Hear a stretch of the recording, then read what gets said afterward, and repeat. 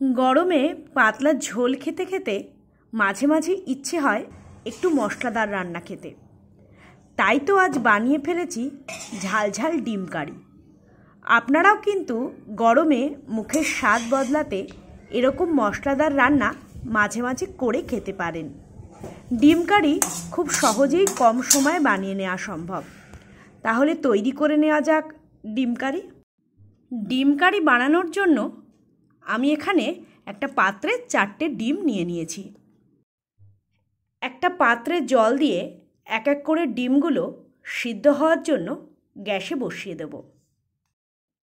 4টে ডিমের জন্য আমি এখানে 2টো আলু খোসা ছাড়িয়ে দুভাগ করে নিয়েছি। এবার আলুর মধ্যে পরিমাণ মতো নুন ও হলুদ দিয়ে মাখিয়ে কিছুক্ষণের জন্য রেখে দেব। এই রান্নাটার জন্য আমি বড় সাইজের একটা পেঁয়াজ ও 4 কোয়া রসুন নিয়ে নিয়েছি। এবার ভালো করে পেঁয়াজের খোসাটা ছাড়িয়ে ধুয়ে পরিষ্কার করে নিয়ে পেঁয়াজটাকে 2 টুকরো করে সরু সরু করে কুচিয়ে নেব। রসুনও আমি সরু সরু করে কুচিয়ে নিয়েছি। ডিম কারি বানানোর জন্য আমি এখানে 6টা কাঁচা লঙ্কা নিয়েছি। আপনারা যেমন ঝাল পছন্দ করেন সেই মতো দেবেন। লঙ্কাগুলো আমি এখানে চিড়ে নিয়েছি। এবার সব কিছু কেটে নিয়ে একটা পাত্রে তুলে নেব। পেঁয়াজ রসুন কাটতে কাটতে এদিকে ডিমগুলো সিদ্ধ হয়ে গেছে। এবার ডিমগুলো এক এক করে ভালো করে খোসা ছাড়িয়ে নেব। তারপর ছুরি দিয়ে ডিমে একটু কাট মেরে নেব যাতে মশলা ভালোভাবে ডিমের মধ্যে ঢোকে। ডিমে নুন ও হলুদ দিয়ে মাখিয়ে কিছুক্ষণের জন্য রেখে দেব। ডিম কারি বানানোর জন্য আমি এখানে কিছু মশলা নিয়ে নিয়েছি। সেগুলি হলো 1 চামচ আদা বাটা, 1 চামচ জিরে আর 1 চামচ কাশ্মীরি লঙ্কার গুঁড়ো। জিরেটা আমি ঘরে গুঁড়ো করে রেখে দিই। এবার সামান্য জল দিয়ে এগুলোর একটা মিহি পেস্ট বানিয়ে নেব। এবার গ্যাসে কড়াই বসিয়ে তার মধ্যে 5-6 চামচ সর্ষের তেল দিয়ে দিলাম। তেল গরম হয়ে গেলে এক এক করে তেলে আলুগুলো ছেড়ে দেব ভেজে নেওয়ার জন্য। আলু ভাজা হয়ে গেলে একটা ঝাঁঝরির সাহায্যে তেল থেকে একটা পাত্রে তুলে নেব। আলু ভেজে তুলে নিয়ে এবার ডিমগুলো এক এক করে তেলে ছেড়ে দেব হালকা একটু ভেজে নেওয়ার জন্য। ডিম ভাজার পর এবার তেলে ফোড়নের জন্য তেজপাতা ও শুকনো লঙ্কা দিয়ে দেব। সেগুলো একটু নাড়িয়ে চাড়িয়ে নিয়ে কেটে রাখা পেঁয়াজগুলো তেলে দিয়ে দেব। পেঁয়াজটা ভালো করে নাড়ানোর পর নরম হয়ে এলে এর মধ্যে আগে থেকে পেস্ট করে রাখা মশলাটা দিয়ে দেব।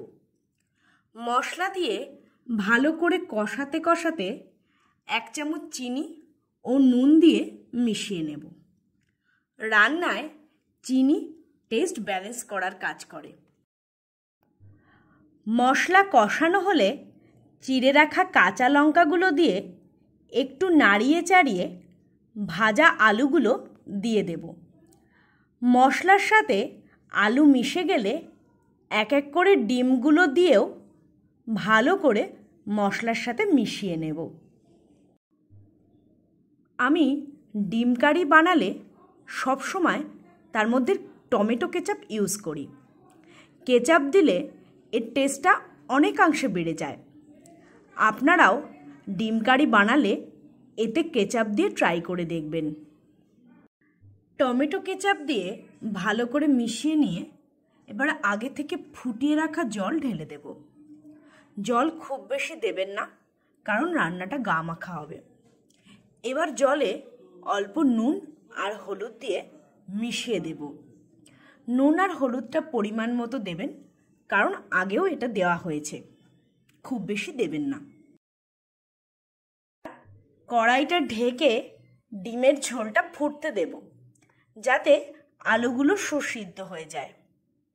ঢাকনা খুলে মাঝে মাঝে দেখে নেব আলু সিদ্ধ হয়েছে কিনা। ভালো করে নাড়িয়ে চাড়িয়ে আবার ঢাকনা দিয়ে দেব। এবার কড়াইয়ের ঢাকনা সরিয়ে গরম মশলা দিয়ে দেব 1.5 চামচ পরিমাণে। ভালো করে সব কিছুর সাথে গরম মশলা মিশিয়ে নিয়ে গ্যাসটা অফ করে দেব। ডিম কারি তৈরি একদম সম্পূর্ণ। এবার একটা পাত্রে কারিটা ঢেলে নেব। দেখুন এটা দেখতে কতটা লোভনীয় হয়েছে, খেতেও কিন্তু ততটাই সুস্বাদু হয়েছে। গরম গরম ভাত বা রুটি পরোটার সাথে এই ঝাল ঝাল টেস্টি ডিম কারি কিন্তু একদম জমে যাবে। তাহলে দেরি না করে আপনারাও এই গরমে মুখের স্বাদ বদলাতে এই রেসিপি তৈরি করে ফেলুন। আরও এরকম নিত্য নতুন রেসিপি পেতে অবশ্যই চ্যানেলটিকে সাবস্ক্রাইব করুন। সবাই পাশে থাকুন, সুস্থ থাকুন।